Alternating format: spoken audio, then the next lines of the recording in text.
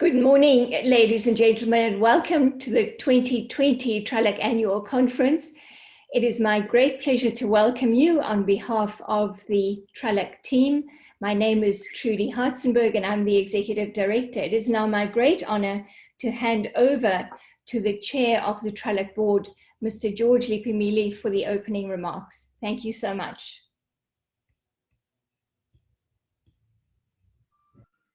Thank you, Trudi. The Honorable Minister for Trade and Industry of Ghana, Mr. Alan Kilematem, distinguished members of the board of the Trade Law Center, Tralac, the Tralac Associates, and our alumni networks across Africa. The Right Honorable Judges of the Commercial Court of Justice, His Excellency Albert Muchanga, Commissioner for Trade and Industry, Africa Union Commission, His Excellency Wamkele Mene, Secretary General of the African Continental Free Trade Area, His Excellency Ambassador Alan Wolff, Deputy Director General, World Trade Organization, Women in Trade Governance, Network members, may I simply say distinguished participants. It's my pleasure to welcome you to the Tralac's 2020 Annual Conference under the theme, Trade Governance in Africa, Amidst the Pandemic and the Other Global Challenges. We are deeply honored and humbled by the presence and participation of the Honorable Minister for Trade and Industry, Mr. Alan Kilematem, His Excellency Ambassador Albert Muchanga, and His Excellency Ambassador Wamkele Mene in our conference today. And of further importance, allow me to extend our thanks to our development partners, without whom this conference could not be possible.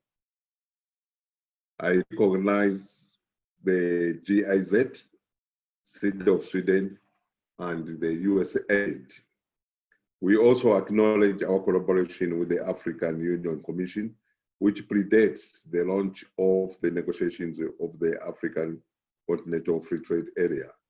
And we were honored to have participated in the inaugural Africa Integration Day, where Tralac was given the opportunity to share its perspective on the lessons from COVID-19 for Africa's trade facilitation agenda.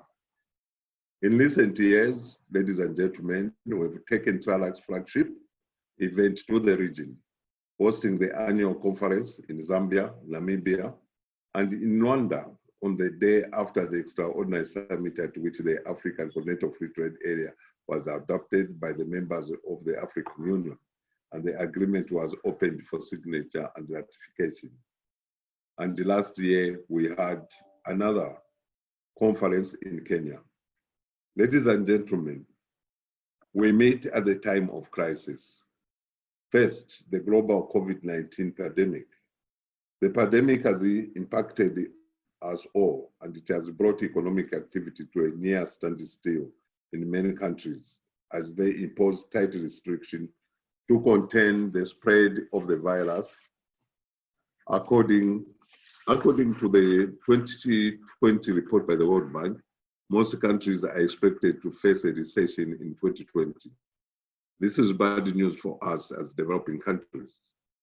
The measures adopted by governments, while undoubtedly necessary to save human lives, have also unfortunately reversed years of progress on the important economic and social goals. The lockdowns and restriction of travel beyond borders has sadly impacted on the speed of market integration on the continent. Tralac has devoted much resources to collect, curate, and analyze the impact of the pandemic and the specific measures that countries are adopting to curb its spread and its impact on Africa's trade. In today's session, our esteemed panelists will discuss the lessons learned from the COVID-19 and what needs to be done to facilitate trade in Africa. Secondly, ladies and gentlemen, it is the crisis in multilateral trade governance. As you may be aware, the apparent body of the WTO has not been functional since December 2019. and no new appointments have been made. It is clear that reform, transformation, and new formula are necessary. Our attention is now focused on Geneva as we monitor the process of appointing a new Director General. With 3 African candidates in the running, we have a specific and important interest in this process. In the second session of this conference, His Excellency Ambassador Alan Wolff, who is the Deputy Director General of the World Trade Organization, who will take us on a journey of what the future of the World Trade Organization could look like and what reforms are required to enhance the effectiveness of the multilateral trade agreements and organizations.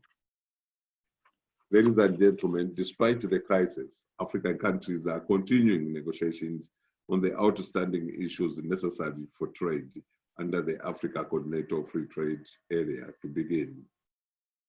COVID-19 has disrupted the process, but not derailed them. The aim is to start trade under the new regime by 1st January 2021. The timeline is tight and much remains to be done. In tomorrow's sessions, we will provide an update on the status of the negotiations in the context of the African Continental Free Trade Agreement, institutional arrangements, and the impact on the Africa's global trade relations. We will also explore the desired outcomes from the Africa Continental Free Trade Area and the tools and commitments required to achieve these outcomes. It is our sincere hope that this conference will contribute towards progressing the African Continental Free Trade Area agenda. On this note, I'm pleased to introduce and welcome His Excellency Mr. Albert Muchanga, Commissioner for Trade and Industry, African Union Commission, to deliver the keynote address. His Excellency Ambassador Albert Muchanga is a well-known person to all of us. He's currently African Union Commissioner for Trade and Industry. He previously worked in Zambia Civil Service at home and abroad, and as Deputy Executive Secretary of SADC. In his current position, he has provided strategic leadership in facilitating negotiations, conclusions, and ratification of the agreement establishing the African Continental Free Trade Area. In addition, His Excellency Albert Muchanga has provided similar leadership on matters of trade, industrialization, mining, and customs cooperation. He works with ease at technical professional management, leadership, and political levels. As I earlier mentioned, we shall be able to listen to 2 other distinguished speakers with immense careers in international trade and multilateral trade issues, namely His Excellency Ambassador Wamkele Mene, the Secretary General of the African Continental Free Trade Area Secretariat, and Ambassador Alan Wolff, the Deputy Director General of the World Trade Organization. You do recall that Ambassador Mene was elected by the 33rd Ordinary Session of the Assembly of Heads of State and Governments of the African Union to the position of Secretary General of the African Continental Free Trade Area Secretariat. Prior to being elected Secretary General of the African Continental Free Trade Area, he served as Chief Director, Africa Economic Relations at the Department of Trade and Industry of South Africa. In this role, he was South Chief Trade Negotiator in the Africa Continental Free Trade Area and Tripartite FTA negotiations. During his tenure as Chief Negotiator, South Africa ratified both the Africa Continental Free Trade Area and the Tripartite FTA agreements, providing new export markets in fast-growing and dynamic markets in East and West Africa. Prior to assuming this position, Ambassador Mene was Director, International Trade Law and Investment Law at the Department of Trade and Industry, a role in which he was Principal Legal Counsel on International Trade Law and International Investment Law. From 2010 to 2015, Ambassador Mene represented South Africa at the World Trade Organization in Geneva, Switzerland. During his posting at the WTO, Ambassador Mene was elected by over 130 governments to the position of chairperson of the Committee on International Trade, in financial services. A committee comprising trade negotiators, financial regulators, financial policymakers from over 160 countries. I also wish to welcome Ambassador Alan Wolff, who is the Deputy Director General of the World Trade Organization. He became Deputy Director General in October 2017. He was formerly in private law practice in Washington, D.C., dealing extensively with international trade matters. Prior to joining the WTO, he was chairman of the National Foreign Trade Council, the oldest American association supporting all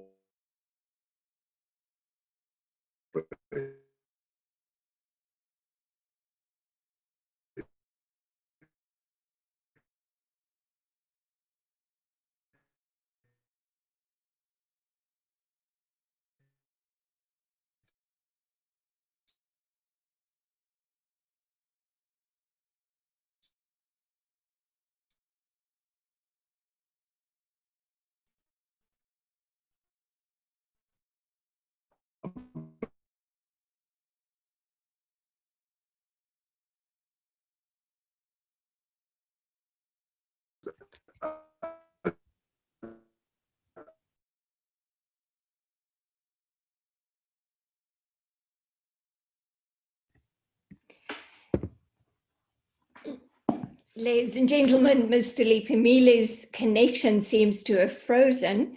We'll give him 1 minute to continue, and then we will hand over to His Excellency Wamkele Mene.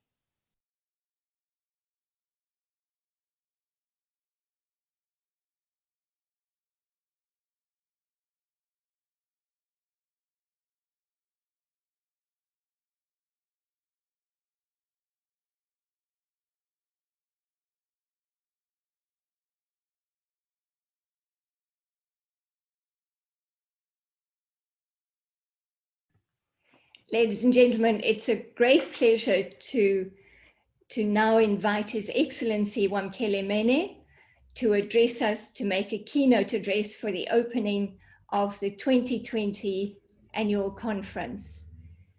It's a great pleasure, Ambassador and His Excellency, to join us this morning, and we look forward to your address. Thank you so much for taking time from your very busy schedule to join us this morning. Thank you. Thank you very much, Trudi, and thank you to Tralac for inviting me. Once again, it's a pleasure for me to participate at this conference. I think the last one that I participated in was in Kigali, just after the agreement was signed, and here we are having 28 ratifications. So we've made quite a lot of progress since the last time that I addressed or participated in the Tralac conference. We are now meeting, as was noted in the opening remarks by the chairman, we are meeting in very, very difficult circumstances for global trade.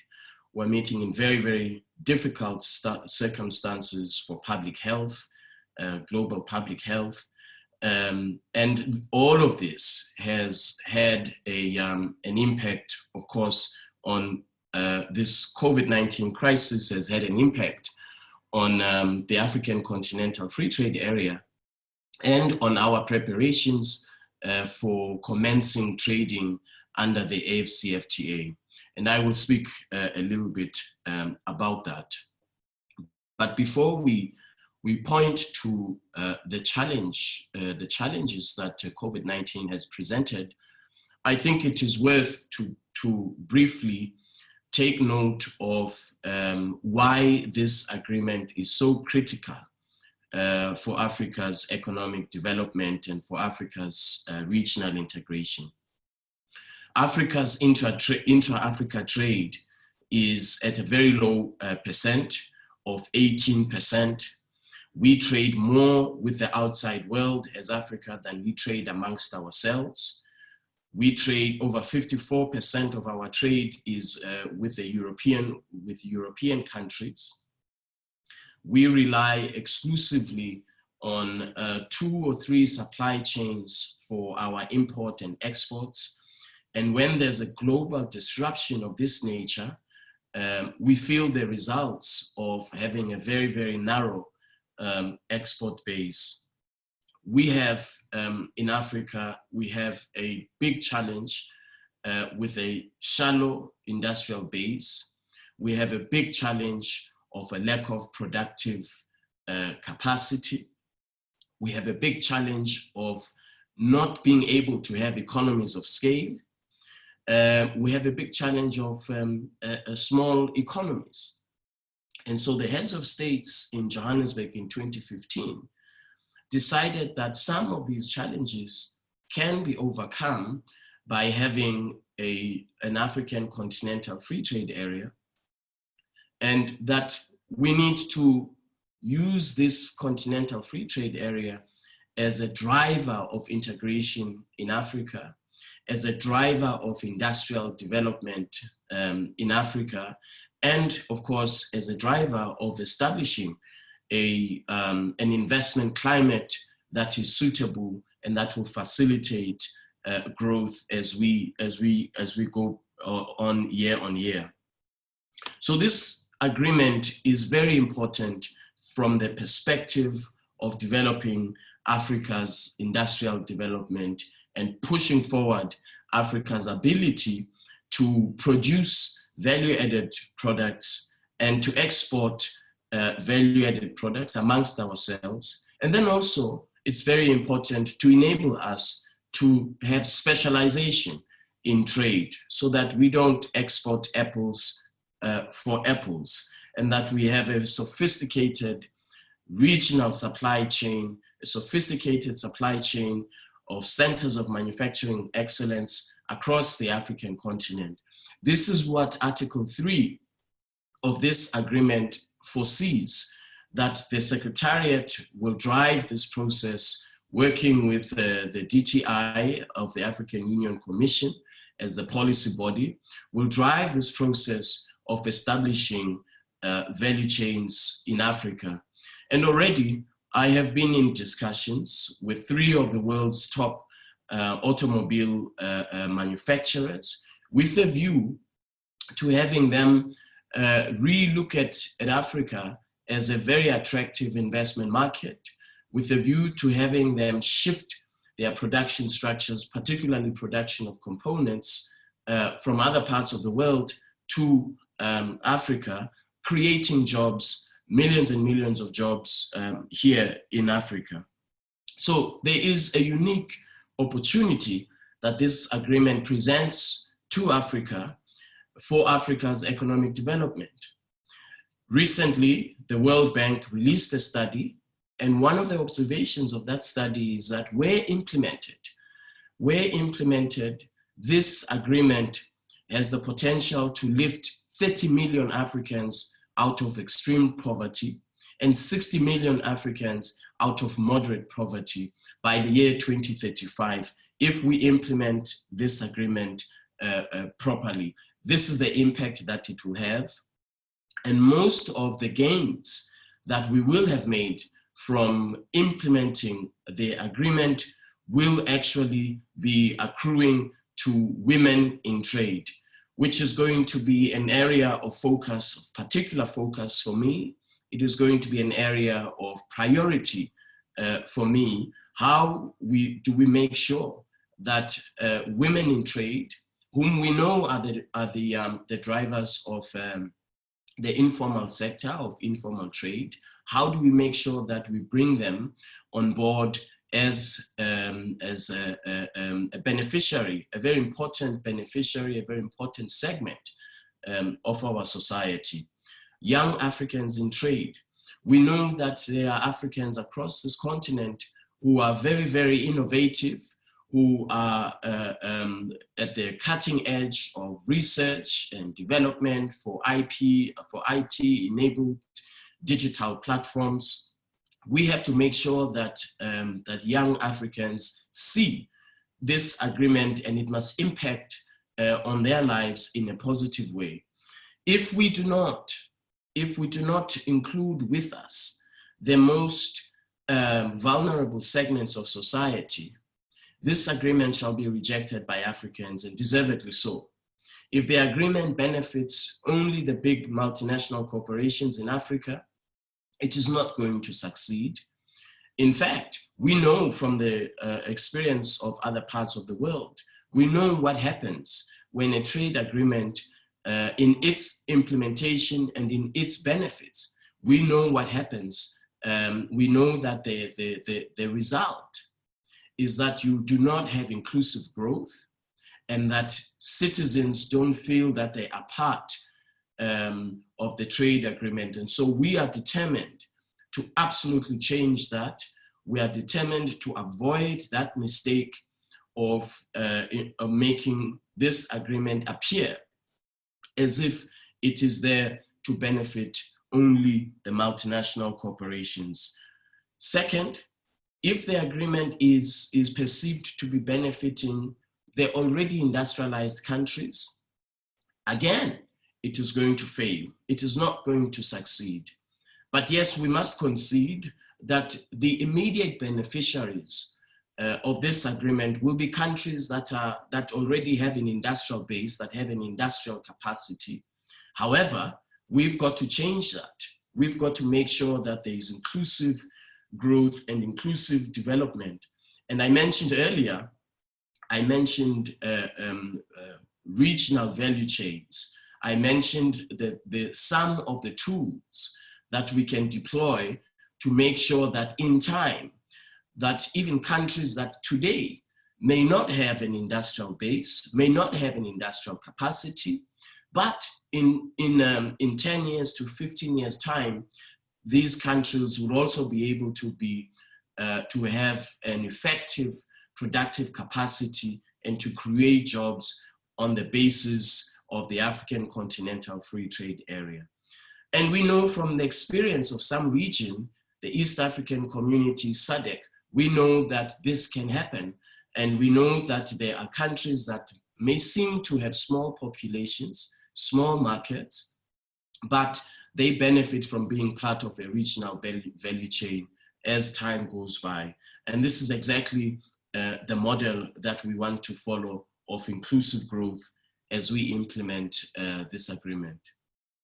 It was noted at the beginning that COVID-19 has slowed down and has compelled us to slow down the negotiations, and has compelled us to recommend to the heads of states that the trading date should start from 1st of January 2021.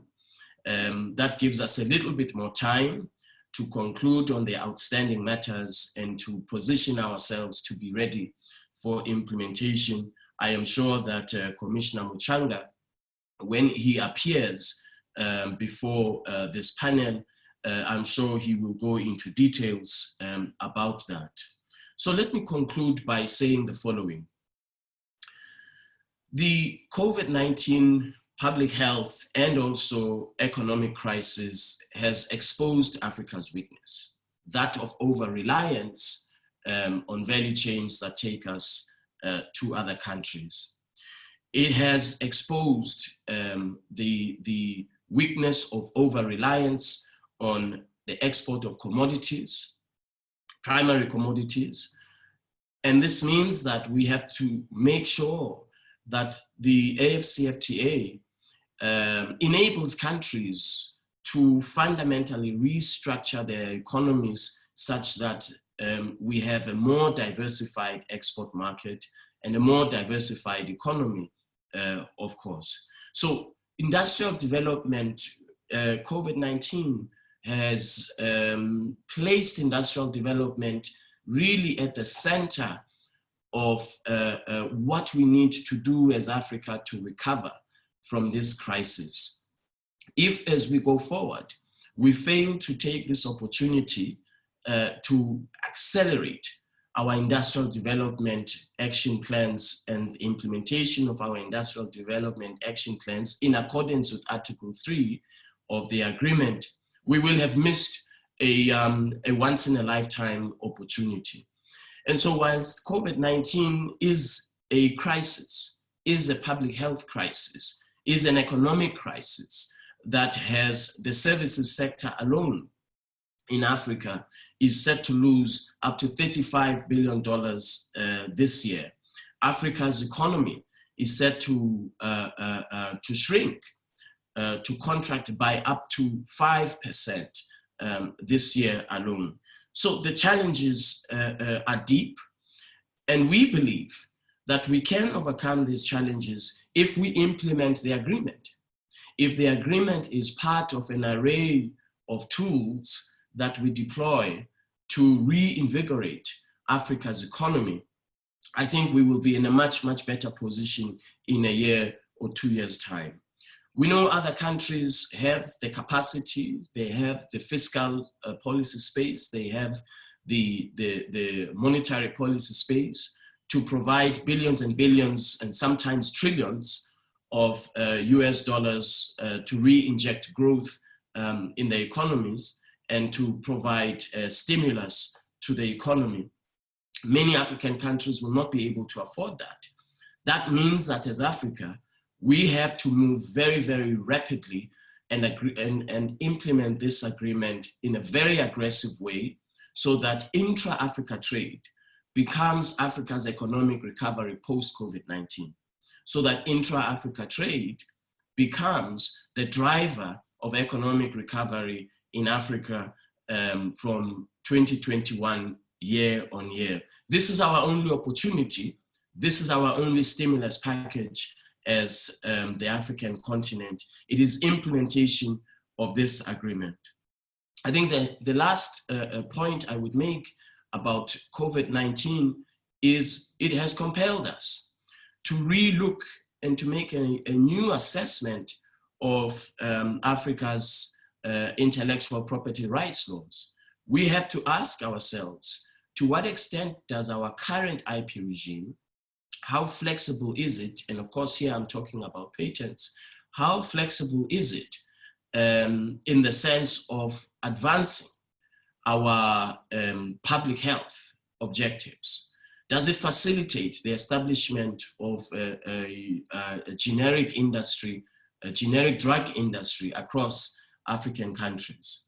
Does it facilitate the rapid rollout of our industrial development action plans throughout the African continent?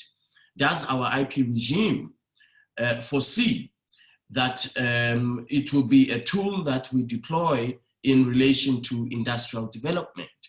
I think these are some of the key questions that now come up post-COVID-19 that we have to grapple with, and hopefully we have to find solutions to. And so thank you very much for inviting me to speak at this conference.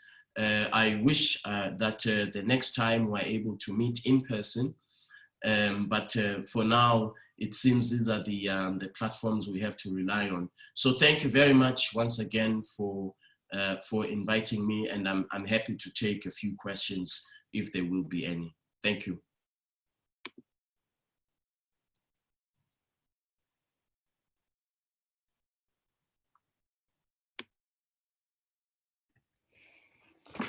While our chair connects with us again, Your Excellency Wamkele Mene, thank you so much for those opening remarks. You've covered a very broad range of issues, and you have prompted a number of questions to come through. Thank you for generously offering to respond to 3 of those. That means I have to be a little bit selective in taking a look at the questions. Ladies and gentlemen, just to note that by the end of this week, we will put out a Tralac newsletter, which will consolidate and report back on the conference, and we will also include all of the questions and hopefully answers from the panelists and our distinguished speakers. I see Mr. Lipimile has joined us. George, thank you so much. Over to you for the vote of thanks while I select 3 questions. Thank you, Trudi. I also join you to thank His Excellency Ambassador Mene for highlighting the key issues involving the implementation of the African Continental Free Trade Area. And it gives us a lot of hope that things are on course, and they've given themselves a deadline of 1st January 2021, which is so near. But with the commitment by the member states, the Secretariat at the African Union, I think you'll be able to kickstart the working at the Secretariat, as we agree with him that the war agreement setup should show the benefits not only to the member states, but the citizens of Africa, to see that the new continental trade order is tailored in such a way that even the small-scale traders, the youth, the entrepreneurs in our respective member states, they find the broader markets, and they are able to link themselves with all the markets on the continent. So again, we thank Ambassador Mene with the work which is going on right now, more so for having found time to join us. Thank you very much, Ambassador.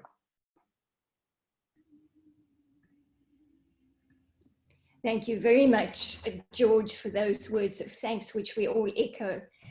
I would like to select 3 questions for you, Your Excellency Wamkele. I'm going to start with one by Patrick Lowe, who serves on the Tralac Advisory Board. And he's saying, does the Secretariat have any specific plans for developing infrastructure across the continent? Something that seems to be lacking in the context of building economic interdependence across the continent.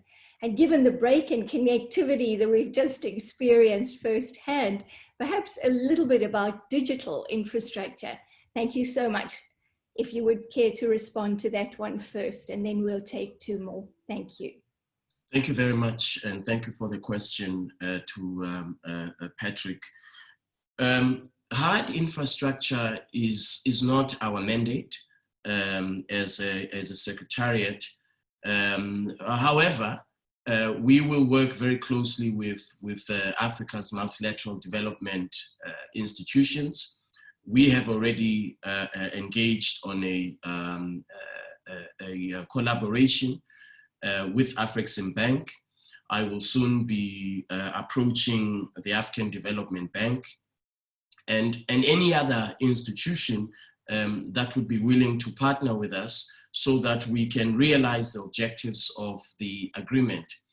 I think the underlying point of Patrick's question is absolutely correct.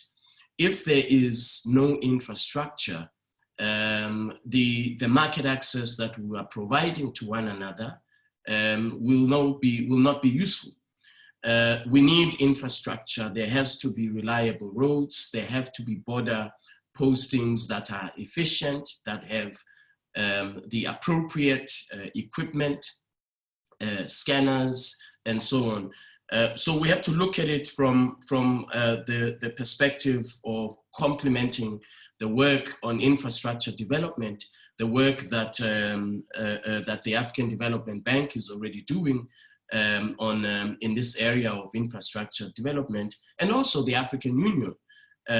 So although it may not be our mandate, infrastructure development, but it is critical to trade. It is critical to rolling out and implementation of the agreement. And so we will work with the African Development Bank and others to make sure that infrastructure and trade are 2 sides of the same coin. I think digital, what COVID-19 has demonstrated is that digital trade and digitization in general is now the solution to, it helped certainly during the course of the crisis. We know that in some countries, in some parts of the world, people were accessing digital pharmacies, remote consultation of their physicians. All of these things are now happening. I think for us, the question for the Secretariat is, what type of a legal framework do we establish? What type of a platform do we establish to govern digitization and digital trade in Africa? So the infrastructure from a digital trade point of view, infrastructure development is important. We know that if you go to Kenya or if you go to Rwanda, we know that women, small trader farmers use digital platforms to access foreign markets. Those who export who export flour from Kenya to Europe, they use digital platforms. And so we ignore digitization at our own peril.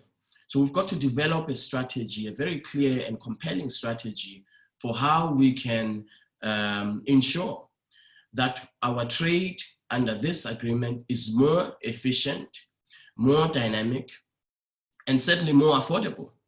And these digital trade platforms enable all of that to happen. And they are actually readily available. Everybody has a smartphone.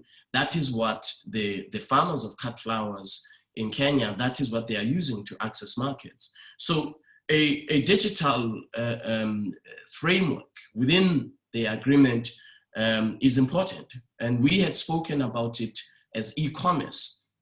But I think we need to look broader and say not just e-commerce, but digital trade.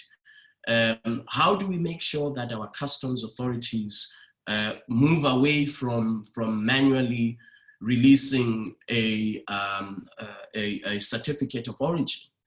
How can we make sure that we have a digital platform that all customs authorities on the African continent can switch on to, and that's using blockchain and other secure features, that these certificates of origin can be issued in a much, much faster turnaround time. So these are some of the things that, that in general, we say fourth industrial revolution challenges. And it seems that it is now, it has been, the onset of COVID-19 has expedited some of the disruptors of the fourth industrial revolution. And we have to respond to that as Africa, and we have to be part of finding the solutions. And what has been done already is, instead of negotiating e-commerce or digital trade as phase 3, it is now going to be negotiated as phase 2 because of the urgency of the issues that relate to digital trade. So thank you very much for this first set of questions. Thank you so much, Your Excellency. As you'll see from the questions, expectations for the AfCFTA and the Secretariat are running quite high. So no pressure, as they say colloquially. A second question comes from Daniel Ndlela, and he says, Your Excellency Mene, what are African member countries in the various RICs doing to start national and regional value chains that will spearhead the AfCFTA? So far, there is very little in this area, yet massive opportunities exist. Thank you so much. I agree. I absolutely agree that there are massive opportunities in the development of regional value chains. I can't say for a fact what is happening or what each regional economic community is doing. The agreement, the AfCFTA, requires that we build on the progress that is being made that has been made by the RECs, and that we collaborate with the RECs, because they are on the ground. They have been there for a very, very long time. But our mandate is quite clear. In accordance with Article 3 of the agreement, our mandate is, in terms of value chains, is continental.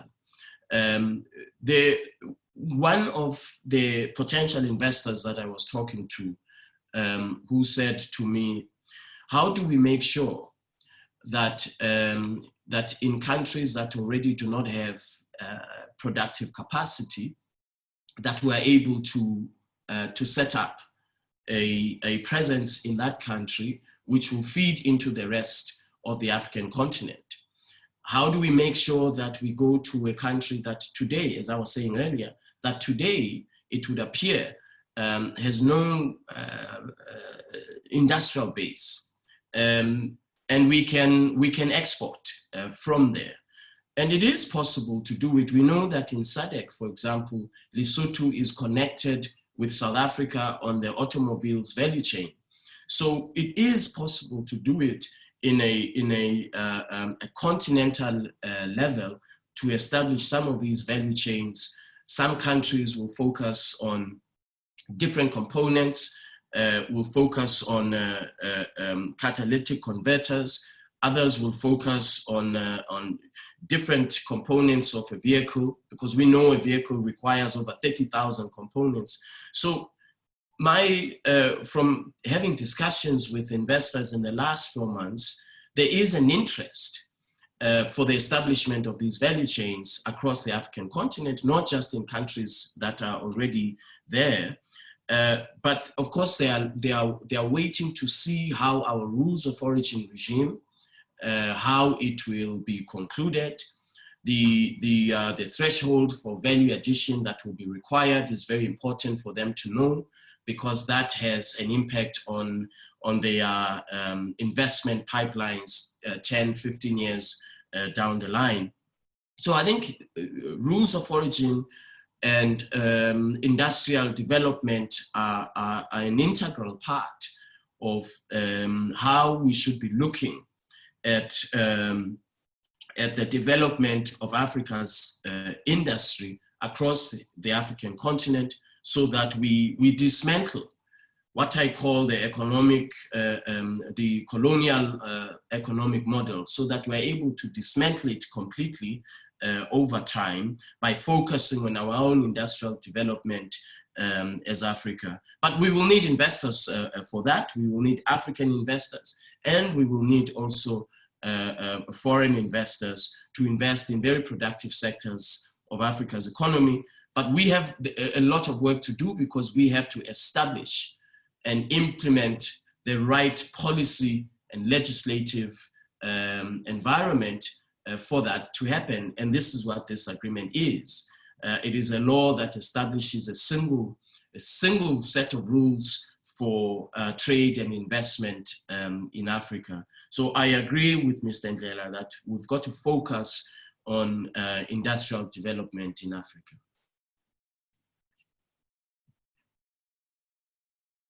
Thank you very much, Your Excellency, for that comprehensive response. The questions keep coming, and I know your time is running out, so I'm going to go to a very brief one that comes from Professor Oluwalaba, and he's asking what steps are being taken to encourage countries that are reluctant to ratify the agreement to do so as soon as possible. And if you could share with us some of the concerns that they may be expressing in terms of their hesitance to take that important step to undertake commitments under the AfCFTA. Thank you so much. Well, thank you again for the question. As you know, ratification is a very, very protracted and slow process determined by, in many countries, by the country's constitution. And so countries have to adhere to their legal requirements as they implement the agreement. I do know that there are countries that have signaled that by the end of the year, they want to have deposited their instruments of ratification. We have 2 more, I'm not able to announce yet until they deposit, but there are 2 countries that have committed that by the end of the year, they will ratify the agreement. So I think we have to recognize that countries will move slower than others, but it is a sovereign decision and a sovereign process. That said, this is the fastest instrument to be ratified under the African Union. It has never happened before, apart of course from the Constitutive Act of the African Union. Apart from that, this is the fastest ratification with 28 countries. And so I think we see in that legal commitment for countries to make sure that they implement the obligations of this agreement. 55 countries out of 55, 54 countries signed the agreement, which again demonstrates a political will and political commitment. The countries that have not yet ratified, the reasons range. Some attribute this to their own, the slowness of the domestic process.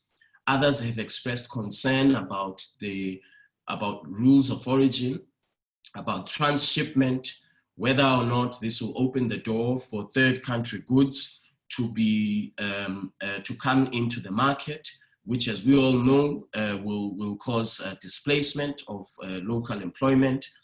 And we do not want this agreement to lead to job losses. We want this agreement to create jobs.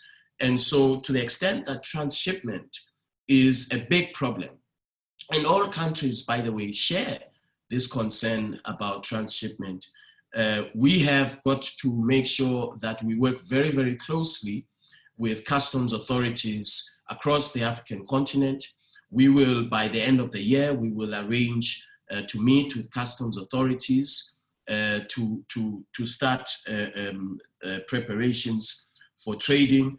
If we are not able to implement the rules of origin regime of the AfCFTA, we will have these problems of fraudulent invoicing, we will have these problems of transshipment. And so we have to provide an assurance to our customs authorities that we will put measures in place as foreseen in the agreement. We will put measures in place to make sure that the capacity of customs authorities is improved and that they are well trained for the new challenges of implementing the AfCFTA tariff book. It's going to be difficult, it's going to take time, and it is going to take quite a lot of resources to make sure that we bring on up to speed our customs authorities across the African continent. Because as we all know, there are countries who are at different levels of efficiency in border management. And this is where this issue of leakage is always, it always comes up. And so the countries that have expressed concern to me, this has been the issue. The second issue that they have expressed concern about is on trade remedies, that there's no capacity to implement the trade remedies regime, the annex, and therefore they are worried about their ability to invoke the tools that the agreement foresees, anti-dumping and so on, that if they don't have the capacity domestically, how will they then be able to invoke the annex on trade remedies where they think there is a need for them to do so? And so in this regard, we have to work with national governments, we have to work with TRALAC and get support from TRALAC to develop a strategy for implementation of, building the capacity for implementation of the trade remedies annex. And here I think we will have to be creative. It may not actually be required that every country has a trade remedies authority. At the moment, only 2 countries have trade remedies authorities in Africa, and about 12 have legislation on trade remedies. So this points to the problem. But maybe we can approach this as from an African institution perspective. We may want to think about a trade remedies authority for Africa, so that countries don't have to put resources to implement the trade remedies, to institute a trade remedies authority. We may want to think about how we can do that and focus our resources and focus our collective attention to an African institution, trade remedies authority, building at the same time the capacity at national level, at policy level. These are some of the things that I think, given the resource constraints and the massive task at hand, we should think about how we can more efficiently establish trade remedies capacity in Africa. So this is the other concern that, that has been expressed to me about the inability of countries to rapidly ratify at this time. So thank you very much again, Trudi, for the opportunity. I'm afraid I'm going to run, and I hope you had saved the difficult questions so that I can run away. Thank you very much. I appreciate the opportunity. Wamkele, thank you so much. This has been excellent. We will relay the other questions to you, to your office for your consideration. I would very much like to emphasize what you have responded to in terms of customs and border management issues and improving our capacity. This, of course, is part of the fabric of improving overall trade governance across the continent. Extremely important. As far as trade remedies are concerned, what we have seen is two least developed countries recently leverage those particular opportunities to protect their domestic industry under WTO rules. It can be done even by least developed countries. Zambia and Madagascar have provided evidence of that. Thank you so much for taking time this morning to spend with us. It has enriched our discussion and provided an enormous platform for us to continue with this conference. Thank you so much, and all the best with the work you are doing to make this reality. Thank you. I wish you successful deliberations and a success to your conference. Thank you very much. Thank you so much. Over to Mr. George Lipimile. Thank you, Trudi, and thank you, Ambassador Mene. I think looking at the time, we'll go straight to invite Ambassador Alan Wolff. I don't know whether I went off the internet, so I will do again some introductory remarks concerning Ambassador Alan Wolff, who is the Deputy Director General of the World Trade Organization. He became Deputy Director General in October 2017. He was formerly in the private law practice in Washington, D.C., dealing extensively with the international trade matters. Prior to joining the WTO, he was chairman of the National Foreign Trade Council, the oldest American association supporting open international trade. Ambassador Wolff's public service includes being U.S. Deputy Special Representative for Trade Negotiations after being General Counsel of the office, serving as acting head of the United States delegation for the Tokyo round of multilateral trade negotiations, and as a principal draftsman of the basic U.S. law, creating a mandate for trade negotiations. He has served as a senior trade negotiator and advisor to both the Republican and the Democratic administrations. Now, with these few introductory remarks, I will invite Professor Wolff to make your presentation. Thank you very much. Thank you very much. I want to thank the Trade Law Center for inviting me to speak at this virtual conference, annual conference. I'm pleased to join Mr. George Lipimile and Mr. Wamkele Mene, my fellow participants in this seminar. Since the outbreak of COVID-19 about 9 months ago, close to 30 million people have been infected worldwide, with case numbers still rising. As of last week, the death toll was approaching 1 million. In Africa, the virus has been spreading more slowly than was initially expected, but it's still taken a significant toll on human life, with 24,000 deaths out of around 1 million cases. In Africa as elsewhere, the economic cost of the pandemic has been immense, though the precise cost of the shutdowns, the slump in exports, and the fall in remittances is still to be fully calculated. Hunger and poverty rates are rising after years of trending downwards. Looking to the continent's economic future, I'm pleased that trade under the African Continental Free Trade Area will enter into force on the 1st of January of this next year. It's a great achievement. I believe that the free trade agreement for the continent has the potential to play a strong role in driving the post-pandemic economic recovery, as well as longer-term growth and addition to value of its trade. I have been asked to speak about three main topics today. First, about whether the WTO is fit for the 21st century. Second, what can we learn for the world trading system from the pandemic? And third, on the WTO's Trade Facilitation Agreement and its potential benefits for Africa. So first, a WTO fit for the 21st century.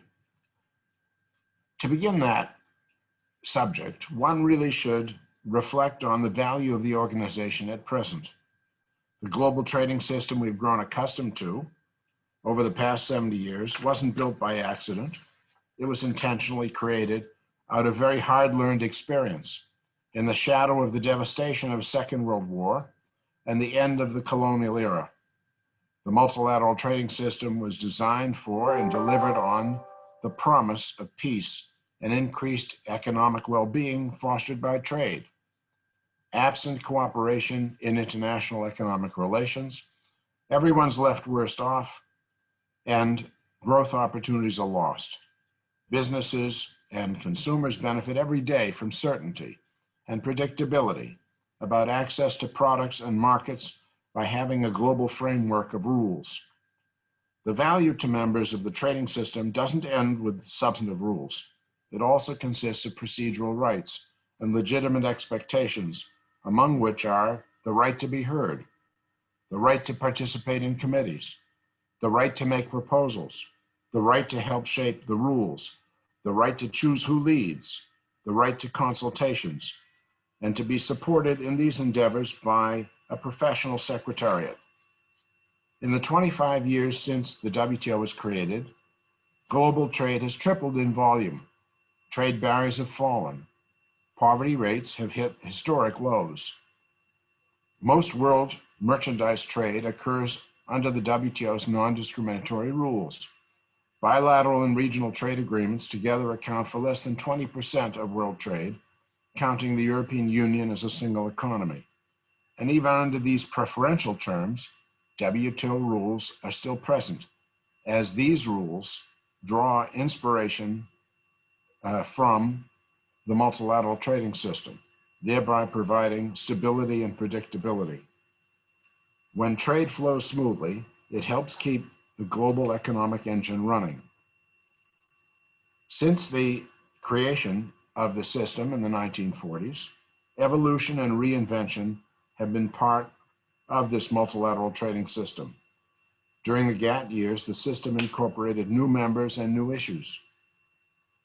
Governments have found new and creative ways of doing things, from the plurilateral codes on subsidies and other non-tariff policies, to the creation of rules such as in services and intellectual property.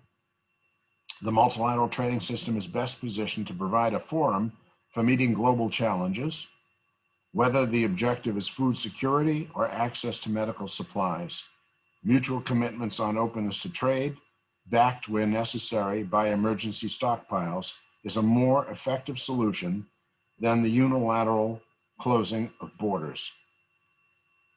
The real value of WTO membership is most appreciated by countries seeking to join the system, as they must negotiate their entry into the WTO, and that path is not easy. Fortunately, other countries' representatives, along with working party chairs, the Secretariat, and others are there to assist. Market access and rules-based commitments are made over the course of many years of negotiations. These commitments are usually deeper and more comprehensive than those undertaken by original members. This is where WTO reform continuously takes place.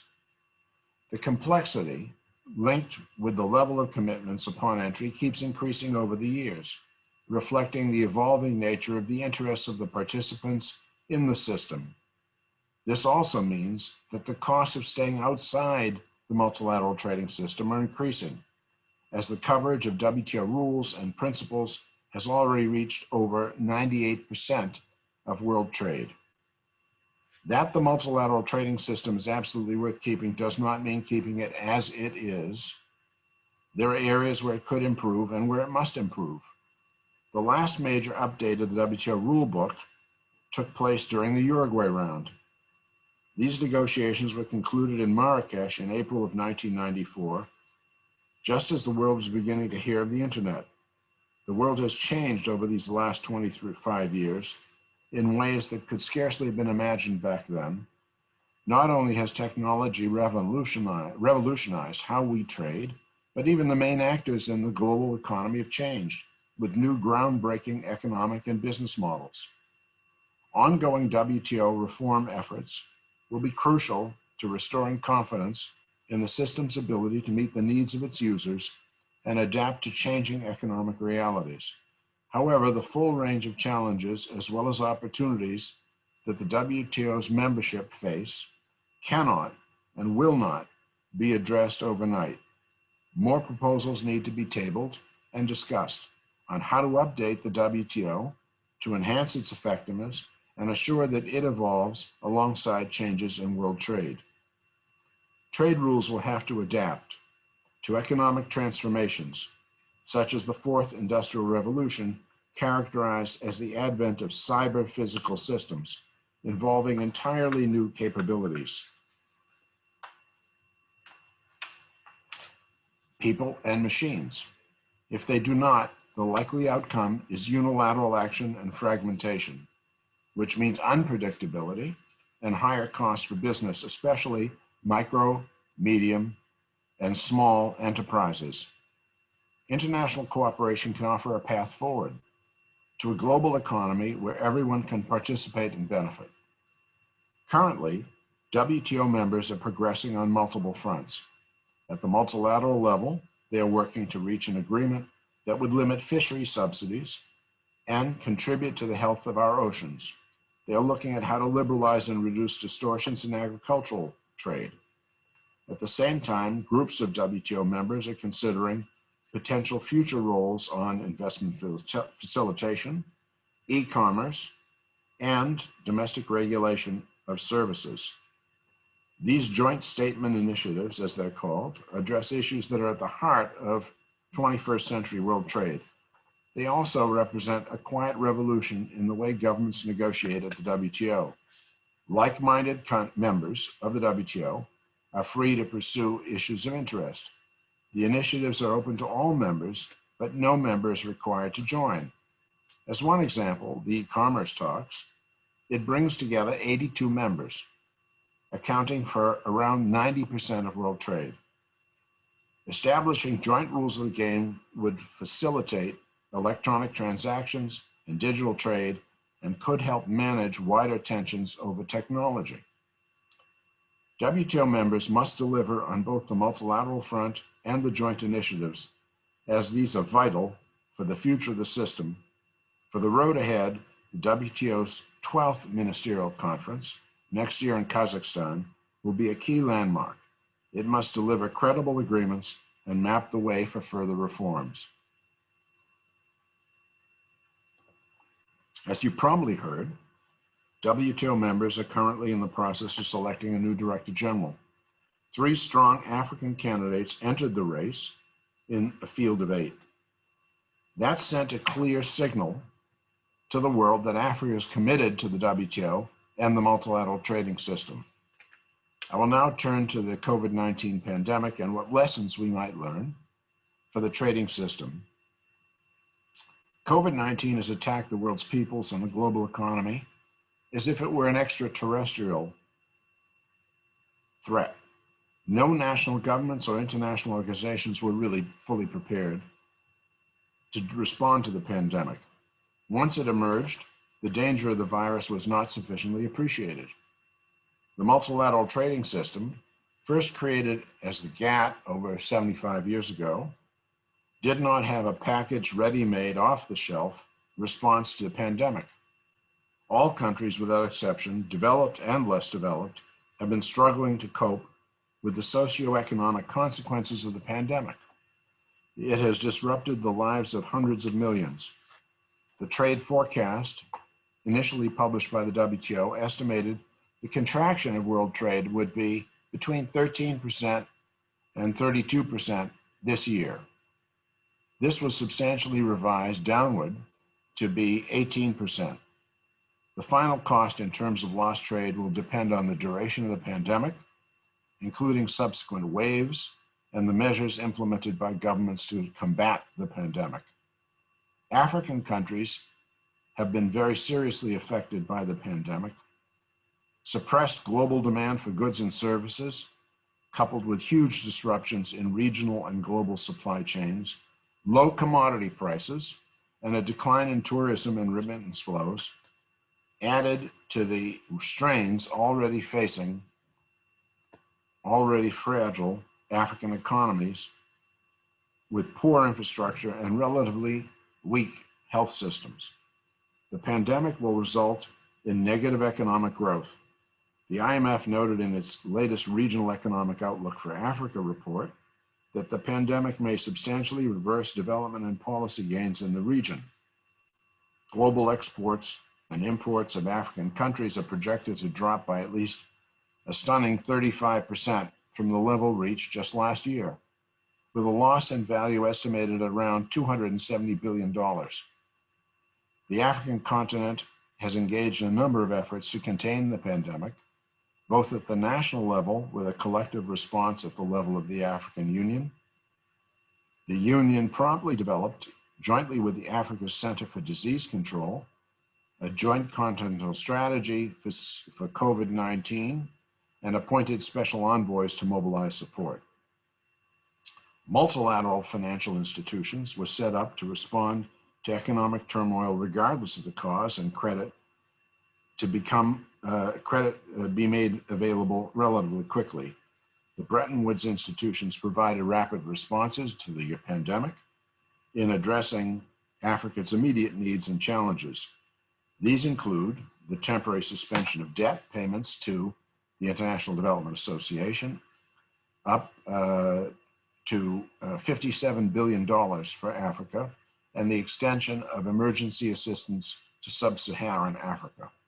The World Bank deployed $55 billion for Africa to help these countries protect the poor and the vulnerable, support businesses, and bolster economic recovery. The pandemic has revealed that uncoordinated responses can be particularly damaging to global trade, where events cause many countries to take trade restricting actions on the same range of goods at the same time. WTO members are considering possible collective actions to change the way they do things, give prior notice and timely consultations for export restrictions, include sunset clauses, rolling back trade restrictions, and providing trade liberalizing measures. A large number of members have committed to refrain from limiting exports of food, very fortunately. The WTO Secretariat was called upon to increase monitoring and to collect notifications of members so that there's greater transparency, that governments know what other governments are doing.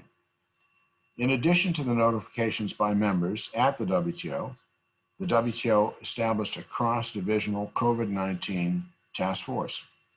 In its recent report, the task force highlighted the following positive developments. There are, in fact, positive developments despite the pandemic and the impact on the global economy. The shortages of medical personal protective equipment encountered around the world in the early phase of the pandemic have eased as production and trade have expanded to meet unparalleled demand. Initial data for 94 countries suggests trade in medical goods grew by nearly 30% in the first half of 2020. Despite this positive news, certain specific products remain subject to periodic shortages, with sourcing a particular challenge for some developing countries. Duties, taxes, and charges on COVID-19 critical medical goods and other essential supplies have been temporarily removed or deferred by 40 WTO members, including 12 of the G20 members. These actions help reduce the cost of the goods needed to fight the pandemic, both for the health sector and for the general public. Measures to reduce or eliminate import tariffs made up around 2/3 of the import trade facilitating measures reported to the WTO. Turning now to the Trade Facilitation Agreement. It's particularly relevant in the context of the pandemic. The cost of trade, moving goods across borders from farm and factory to another country, averaged 24%. That's a very high number compared with average tariffs around the world. In developed countries like the United States and Europe, tariffs are between, say, 1% and 3%. So 24% is a very, very high wall that exists at the border. The WTO's Trade Facilitation Agreement was designed to address this drag on economic growth. In the first and only multilateral agreement since the establishment of the WTO in 1995, 25 years ago, trade facilitation regulates behind the border measures, those which may seem invisible at first sight, but are very much felt on the ground. In cutting back on hampering red tape and placing a premium on transparency, the Trade Facilitation Agreement is a powerful tool to fight corruption and to reduce widespread inefficiencies. The exploratory and analytical work on the TFA was launched a long time ago, in December 1996, at the first ministerial conference of the WTO. Negotiations were formally commenced following a decision in July 2004. International trade agreements among this number of countries, we're now 164 at the WTO, take time, which is obvious from that, 8-year lag before formal commencement of negotiations. The agreement was reached at the Bali Ministerial Conference in December 2013. 2/3 of the signatories ratified the agreement by the 22nd of February 1977, allowing the agreement to go into effect. So it took over 20 years from when serious consideration of the planning for the Trade Facilitation Agreement began. The TFA, the Trade Facilitation Agreement, focuses on 3 broad categories of measures. First, transparency. This includes publication of all trade-related information, setting up inquiry points for traders, and having appeal procedures in place. Second, customs-related measures. These measures are designed to help speed up the release and clearance of goods, and measures to lower the fees and formalities related to trade actions. Third, transit-related measures. The purpose is to help facilitate the flow of goods in transit, which is of particular importance to landlocked countries. On the African continent, 16 countries are landlocked. The Trade Facilitation Agreement is unique in its approach to accommodating diversity among its members. It allowed each country to specify the flexibilities, the time, and the technical assistance and capacity building each needed to implement the agreement. It did so without compromising the high degree of ambition that is the final destination, the goal of reducing unnecessary friction in moving goods across borders. It's an extraordinarily positive achievement. Full implementation of the TFA's 36 measures could generate, in WTO estimates, nearly $1 trillion of benefit, reducing trade costs by 14% for African countries and increasing African exports by 35%. Studies have also shown that small and medium enterprises, the predominant business form in African countries, would be amongst the biggest beneficiaries of the reforms brought about by this agreement. By helping to bridge development gaps, the agreement is to provide a powerful boost to African economies, supporting their integration into global value chains. The TFA is also expected to support the diversification of exports and to make it easier for African countries to enter new markets. In addition, this agreement helps countries attract foreign direct investment and increased customs revenue. To date, 153 members of the WTO have ratified the agreement, and over 93% have begun their implementation process. 40 African countries out of 44 have ratified the agreement, and almost all have notified to the WTO their implementation commitments. In the response to the COVID-19 pandemic, WTO members put into place several trade facilitation measures to speed up or simplify the clearance of goods. These measures include prioritization of customs clearance for COVID-19 goods. For example, simplifying import and export declarations for relief goods and granting more time to complete customs procedures, including those for payment of customs duties. Secondly, establishing special procedures to further expedite consignments of medical equipment and pharmaceuticals to authorized operators. Third, accepting the electronic submission of documents for pre-arrival processing. Fourth, simplification of import and export forms. Fifth, implementing green lanes under the guidelines for border management measures to protect health and ensure the availability of goods and essential services necessary to fight the pandemic. And lastly, establishing special and priority health controls for crews operating land, air, and maritime transportation, including shipments in transit. One recommendation of the G20's Trade and Investment Working Group, which met on the 14th of May of this year, was accelerating to the extent possible implementation of the Trade Facilitation Agreement, a process many developed and least developed countries were engaged in when the pandemic hit. This step would expedite access to critical COVID-19 medical supplies. In conclusion, the COVID-19 pandemic crisis should prompt both the desire for and the need for more multilateralism, not less, including making improvements in the global trading system. Not to be forgotten is the need for WTO reform discussions to plan for the future of the trading system. Economic growth and sustainable development across the African continent will be greatly assisted through increased intra-African trade, as well as trade with the rest of the world. African countries need to deepen their reforms to improve transparency, reduce trade costs, enhance competitiveness, and make the continent a more attractive place for foreign investors, particularly in the non-extractive sectors. With the entry into force of the African Continental Free Trade Agreement, the WTO remains fully committed to supporting Africa's continued economic integration, growth, and development through the participation of African members in the WTO, supporting accession of African countries that still remain outside of the WTO, and providing training on the WTO's rules and procedures, as well as facilitating coherence and complementarities between the great new African Continental Free Trade Agreement and the WTO. The African continent is expected to account for a quarter of the world's population by 2050. With its abundant resources, Africa could become a magnet for foreign direct investment. Africa has to continue elevating its profile in the WTO and take a leadership role in the reform of the organization to make it more responsive, the organization more responsive to changing dynamics in the world economy. A vibrant multilateral trading system will provide opportunities for all countries, including African countries.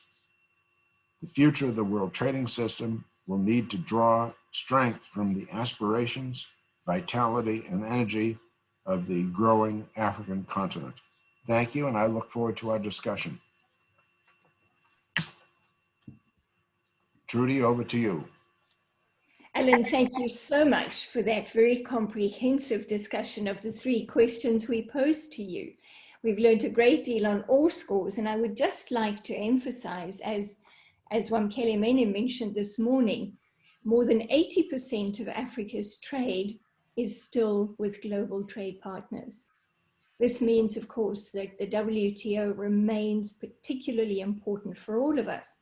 But very important also, he mentioned the interest of global investors in the AfCFTA.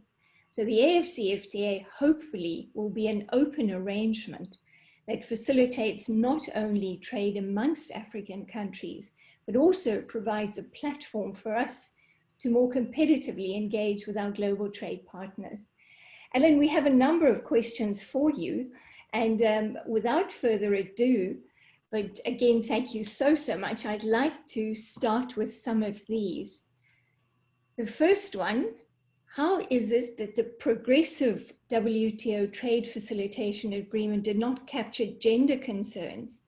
As you are aware, the MSMEs face higher incidence of trade costs than established concerns like big companies. MSMEs, the micro, small and medium enterprises in Africa, are largely driven by women. So it is the women's businesses that experience barriers more than any other group. Thanks very much, Alan. Thank you for that question. Just before I turn to that, I would say when you talk about the African Continental Free Trade Agreement being beneficial to Africa and its relations with the world, the whole theory of why do we have an exception for most favored nation treatment in the WTO of non-discriminatory treatment, it is the idea that preferential trade in a region will in fact benefit the world, not just the regional members. We don't use that as a criterion in the WTO for assessing it, but we should, each agreement. I personally believe, and I think that that would be generally shared by most, that a continental regional free trade agreement holds great promise in that the integration will be good for the world, not just good for Africa, it'll be good for Africa in the world. On your question about the Trade Facilitation Agreement, I'd say that consciousness raising is a gradual process. We just celebrated, I'm not in the United States, I'm in Geneva, but my countrymen just celebrated the 100th anniversary of giving women the vote. The issue of gender was raised at the Buenos Aires 11th Ministerial in December of 2017, and work is underway on how to make the entire trading system more responsive, not just the TFA, but all of the trading system more responsive to the needs of women, the empowerment of women. As mentioned in the question, a lot of world trade is actually carried on by women. In agriculture in Africa, a lot of the production is carried on by women. Can it be more responsive? The system more responsive, the rules more responsive to the needs of women? Of course it can. The race for the Director General, in which there are 5 candidates at this point left, 3 have withdrawn as of last week, 2 are from Africa, both women. A 3rd candidate is also a woman, the Trade Minister of Korea. Leadership by women is now prized in a way that I don't think it was in prior generations. There was an oil painting on the wall that was very controversial in the WTO building here, and has been moved to a less prominent location. It was a negotiation, I think, in the 1960s, and it showed a number of delegates who were seated, and some other people in the painting who were moving around distributing papers and that sort of thing. It turned out that those who were seated were male, and those who were moving around, who were distributing papers and advising people, they were female. My feeling is that the painting showed the world as it was, and it was valuable because you look around the WTO today, many of our directors are women in very prominent positions. Many of our delegates are women, the permanent representatives of countries. So consciousness has been raised. Secondly, on micro and medium and small enterprises, MSMEs, another subject that's come to the fore. There's an entire joint initiative created at Buenos Aires in December of 2017 to make the system more responsive to the needs of small and medium and micro businesses. So again, it is, the system is evolving, and it's evolving to be more responsive to the needs of those who are engaged in trade, and those who are engaged in trade, increasingly it is recognized, are women, and often they are in small and medium enterprises and micro enterprises. But certainly on a gender neutral basis, we have to be more responsive to the needs of small and medium enterprises. So I think you'll see a result by the next ministerial, which is now scheduled for Kazakhstan in June of 2021, on both of these subjects. Thank you very much, Alan. Staying with trade facilitation, we have another question. Please could you comment on the WTO's support of the recent launch of the Bankers Association for Finance and Trade, Africa Council. Trade finance is a key facilitator in enabling WTO to achieve its objectives. The WTO's COVID-19 task force's efforts would be a beneficiary of the reduction in red tape and friction across borders. Could universal adoption of the BAFT master participation agreements in Africa serve to help expedite the implementation of good governance? Trade finance fell off in the financial crisis in 2008 and has not fully recovered. What did the WTO do? WTO does not provide any trade finance, but it has convening power. It called together the international organizations, the fund, the bank, the regional development banks, to a conference to meet in Geneva, and together with the largest financial institutions, the big banks, to make sure that they were more responsive to the needs to finance trade, particularly of small and medium enterprises, and particularly in the least developed countries. And there was a good response, but there was no complete recovery of trade finance from what is now a dozen years ago. There's been joint efforts with the fund and the bank, the World Bank and the International Monetary Fund, to point to the fact that there has to be an increase in trade finance. As to the modalities, I think that the international financial institutions would have to be in the lead to decide what broader arrangements would be useful and what should be adopted. What the WTO can do is convene meetings, point to the problem, because without trade finance, trade doesn't take place. So it's something we're alert to, it's something we foster, but it's not something that we can, in fact, lead. Thank you very much, Alan. Turning now to the joint sector initiatives, the plurilaterals. You mentioned the plurilateral initiatives such as the one on e-commerce. Even if not all members are committed to them, those involved in the agreements seem to be committed to the non-discrimination principle. In a recent debate among 3 former US trade representatives, the suggestion was made that the WTO may need to accept the idea that discrimination among members may sometimes be necessary if progress is to be made. What is your view on this?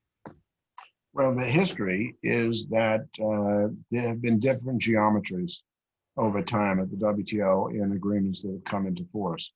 The government procurement agreement, which was negotiated in the Tokyo round, where I was active a long time ago, one of the first 3 non-tariff barrier agreements to be put into place at the WTO, is not MFN. It's not. It only, the benefits only apply to the signatories. So there's reciprocity that's required. The information technology agreement and the pharmaceutical agreement, both are duty-free trade among a limited number of countries that is applicable to all countries. So it's on a most favored nation, non-discriminatory basis. The pharmaceutical agreement was last updated in 2010. It was originally I think, created in 1996, and was updated a few times. It hasn't been updated since. And it originally covered 90% of world trade, and that has dropped to 66% of world trade. Why? Because India and China have developed markedly in pharmaceuticals as well as generally since that earlier era. So it is most favored nation. It's non-discriminatory, but it doesn't have as broad a participation as, say, the Information Technology Agreement, which does cover 90% of world trade, which is supposed to be updated in, it was last updated in 2015. It was supposed to be updated again in 2018. That has not happened. So how will the final e-commerce and other joint initiatives on services, professional services largely, and on investment, how will they, on NISBs and other declaration and outcome, how will they be applied? The story is not yet fully written. I doubt if NISBs or investment will be just non-MFN, but I don't know that. It's something that one does at the end of the negotiation. First, there has to be a real agreement on in e-commerce, and a lot of progress is being made, but there are key issues that remain. Cross-border flow of data. How free will it be? Privacy. What will it look like in terms of the latitude for governments to regulate in the name of privacy? Where will servers be located? Will we be forced to locate in particular areas? Major questions remain. Once those are settled, I'm sure that the participants will sit down and say, can there be extension to those who don't undertake any obligations at all? But that bridge has not been crossed and won't be crossed until the negotiations progress more. Will we have differing geometries? I think that yes, but the members will decide where and when to adopt them. And that story is not yet written. Ellen, if I may just take that a little bit further, as you may have heard, we have now, under the AfCFTA banner, elevated the importance of e-commerce negotiations. They were originally scheduled to take place in a phase 3.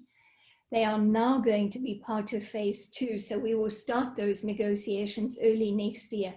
What guidance can you offer, given the enormous challenges that we face in terms of digital divide, governance constraints among the 55 member states of the African Union? What should we prioritize in those negotiations? I think the first thing to look at would be what has been the progress made in Geneva at the WTO, as well as at which the WTO effort did look at when there is in an FTA a set of provisions on e-commerce, what do they look like? So I'm sure you could probably, those in the negotiations for Africa, for the Continental Free Trade Agreement, could get hold of comparison documents that were produced by the Secretariat here for these negotiations of what is actually in the various bilateral FTAs around the world and what's in the regional agreements. I'm familiar with the Trans-Pacific Partnership, for example, that is now the CPTPP, that doesn't include the United States, but includes, I think, 11 others. You know, the negotiation in Asia that's taking place on a regional basis. I don't know what, to what extent that's being addressed there. What has ASEAN done in the area? I think there's a lot of learning now that's available. And the first thing to do is to collect what has been done so as not to have to address every subject as if it hadn't been considered before. And I realize there will be a great deal of diversity of approach. That's natural. 55 countries. Look, we have 164 here, and over 80, and I think in the e-commerce talks here. So diversity, we're not a stranger to diversity. You'll have that as well. And I know that there'll be some surprises. Kenya has a drought crop insurance program that is entirely web-based. I don't know whether it's exported to neighboring countries or not, but the way it works is that if there's a drought, first of all, you pay a nominal amount for crop insurance. If there's a drought, you don't have to put in for a payment, because through the use of satellites, they can see where the drought exists, and they just send out money, send out payments on the policies. That's created by an African entity in Africa, presumably benefit to other Africans, African countries, African farmers. Will that be broadly available, or will be restricted? Will there be, now the benefits come over cell phones. I don't think you need a computer to get this. So access to something digitally provided will be very broad. I think what has to be looked at carefully is not only what's available now, but what is likely to become available. It's one thing, I'm going to give a class tonight, but I only give 12 minutes of it, and it goes on for about an hour and a half of experiences. What's the art and science of trade negotiations? And one thing that I will say is government people do not know all that much about commerce. People engaged in commerce know about it. And you have to consult with them very, very closely to know not only where the market is, but where it will be, to make the best assessment you can of what the future holds, because the rules that are put into place will not be changed very quickly. And so I'm sure there are a lot of individuals, entrepreneurs in Africa who would be very willing to share their experiences and their insights as to where the market is headed and what they need. That would be that's really the foremost advice to any negotiator is know that you think you know the facts, but actually talk to people who are in the business, because they are betting their livelihoods on how the market is and how it will be. And you have to know that. Thanks very much, Alan. It's also a reminder, of course, that this is where talking to Africa's young entrepreneurs will be particularly important. We're seeing a lot of innovation in this space across the continent among our youth. And Alan, another question, this relates to special and differential treatment, and who should have access to it has been a very long-standing and divisive issue. What would your approach be to addressing this and finding solutions? Well, it is a very divisive subject, perhaps unnecessarily so, because in any negotiation, one is dealing with the substance of what's given and what's required in return. Every country, including, for example, China, have said, we don't expect more than our capabilities require for us. So while China says it's a developing country, and this is a matter of, let me say, non-acceptance by Europe and the United States and some others, in any negotiation, there will be a give and take. Accessions to the WTO are a negotiation, which I mentioned. When China came in, it took on very substantial obligations that, let's say, an LDC, a least developed country, would not. Right now, the Comoros is one of the countries that is close to entry. There was a working party just last week on Comoros. The expectations cannot be as great for some that they are for others. So that's the way negotiations work. countries express their interests, members express their interests, and they will decide what sort of trades can be made, what reciprocity will be required, and it won't be a theological debate or a policy level debate. It will be about, wait a minute, I want to be able to sell fish in your market, or beef, or cars,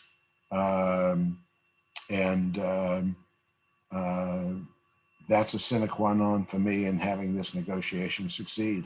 So, and it'll be true of e-commerce too. Trade negotiators don't engage in theoretical discussions once they get down to hard negotiating. Thank you very much, Alan. This is, of course, also a challenge that we face in the African continental free trade area, taking into account that we have 33 least developed countries on the continent. So your advice is well taken there.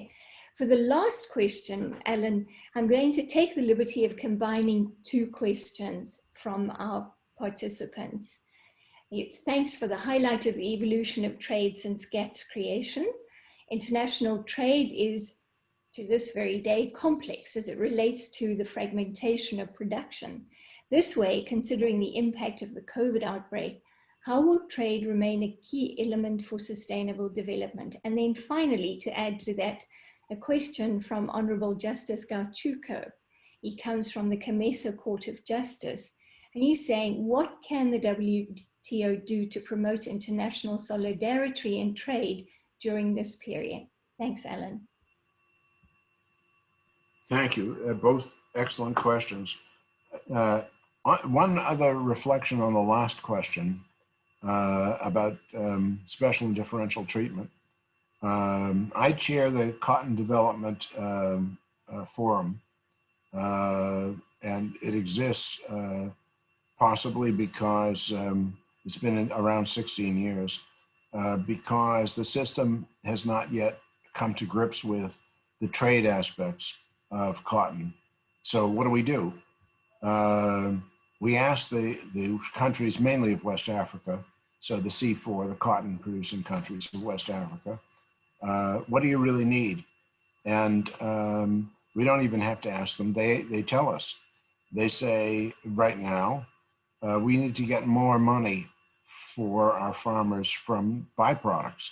We need technical assistance for getting cottonseed oil and taking the plants and making them into some product like fiberboard. So it's not, there's no theoretical discussion. It's not an ideological discussion.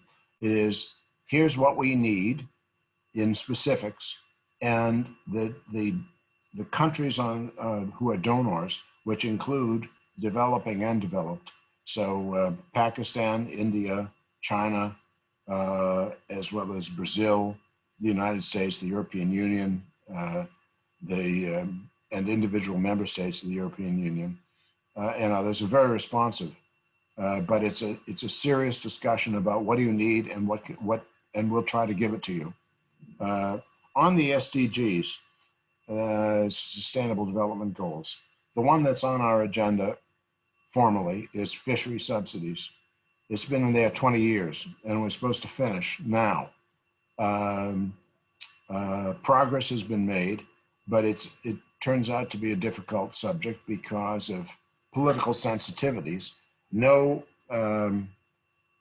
country wants to cause any harm to its own fishermen. On the other hand, large factory ships have cleaned out the fish around developing countries in the Pacific and in the Atlantic and in the Indian Ocean. So in Somalia, there's been a turn to piracy by the fishermen who used to fish for fish. Now they fish for super tankers and freighters. Something has to be done about that. Secondly, we have to build in sustainable development goals in the rest of our work, in agriculture in particular is one area. With respect to international solidarity, which is something I've been reflecting on, support for the system. First of all, the system's taken for granted, and one thing one can do is create a better understanding of what it does, why it exists, and the benefits it provides. But also, it has to be seen as fair. The prior speaker was talking about the ability to use trade remedies by African countries. It's one of the things cited, namely the lack of sufficient capability to apply trade remedies against unfair or otherwise injurious trade. We fell down on that job, I think, in Geneva. We were sensitive to the law, perhaps, although there's a lot of argument about that, but we were not sensitive to the politics. We have a system of dispute settlement that is supposed to resolve disputes through not only litigation, but consultations, through mediation, through the good offices of the Director General. I don't think we've been proactive enough to the real needs of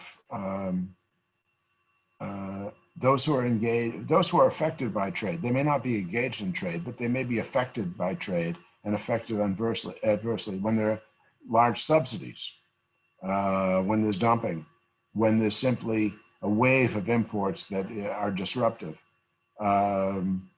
It is much better to have a working, flexible system than permanent high tariffs, which strangle an economy and cut it off from world trade. So I think one of the things we have to deliver is the substance of fairness. And we'll have more support. It'll be, and I think also we have to look closely at bilateral free trade agreements as to whether they contribute to the trading system or whether they're, bilateral free trade agreement is inherently discriminatory. That's why it exists, in part. It opens up trade to a greater extent than allowed by, than created by the most favored nation treatment in the WTO. And we watch Brexit now, which is a negotiation over what the relationship will be of the UK to its former partners in the European Union. Presumably the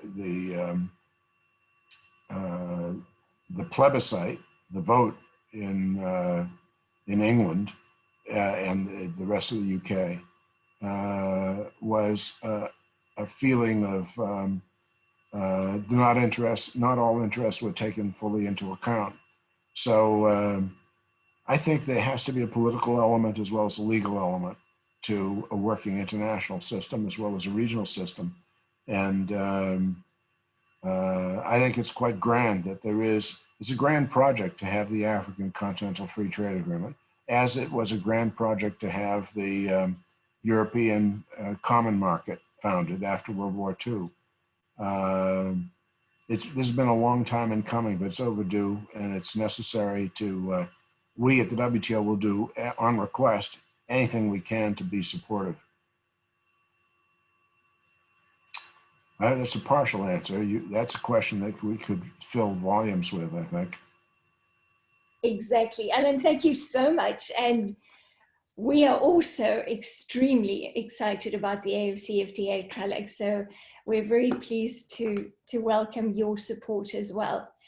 A final parting shot from me before we thank you very much for your contribution this morning. On the first day in office of the new Director General, what advice would you offer?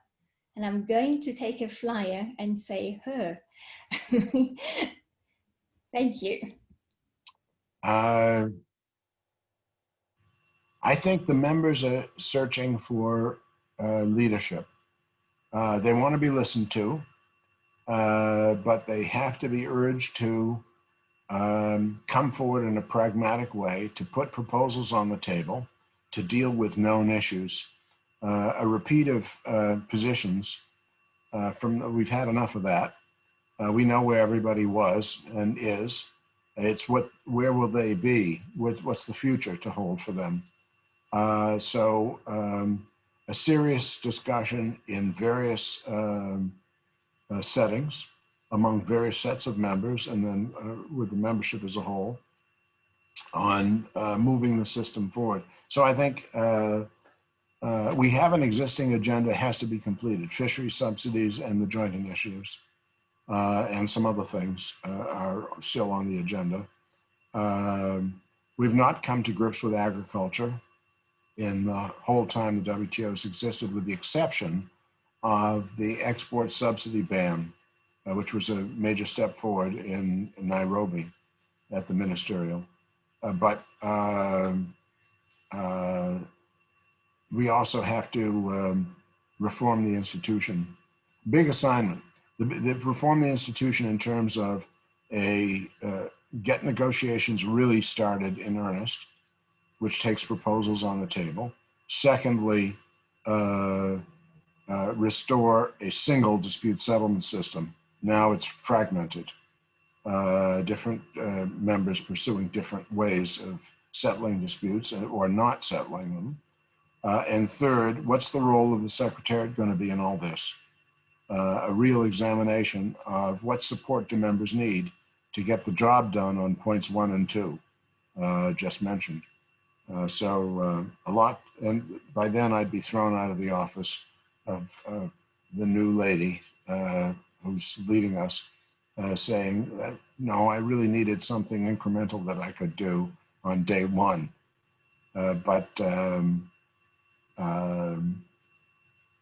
We have to accomplish some things.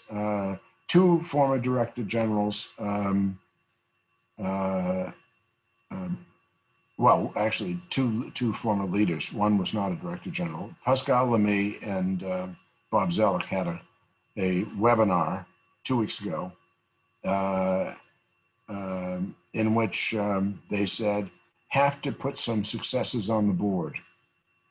So the short answer to your question, which is a very good one, the real short answer is get some stuff done. Get a couple of agreements done so that members begin to have faith and trust in each other and faith in the system. They can get things done and while not losing sight of the longer term. So I hope that helps. Great question. Thank you so much, Alan. Pleasure to join you. You do great work at TRALAC, and I appreciate your inviting me. Alan, it's a great pleasure for us to have you, a great honor to listen to you. Thank you so much for taking time. I would like just to conclude this session by coming back to the points that you've raised about COVID. And if there is a lesson that we're taking from COVID, is how interconnected we all are, not only on the African continent, but globally. And this interconnectedness, of course, focuses our attention on those challenges that transcend national borders, for which we need multilateral solutions. And this means that taking a look at not only trade, but many other areas of governance requires reimagining, rethinking, brave steps forward, and most of all, perhaps as you've reminded us, leadership. Thank you so much, Alan. It's been a great pleasure, and thank you very much. We would love to be a fly on the wall at your lecture this evening to learn some more.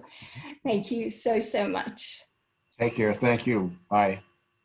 Thank you, Alan.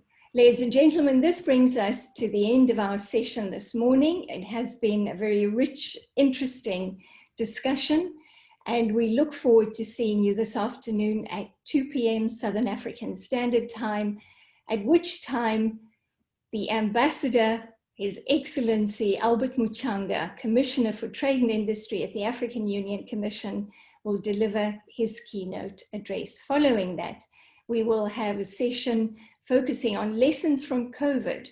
What do these mean for Africa's trade facilitation agenda? Thank you so much, ladies and gentlemen. We look forward to seeing you this afternoon.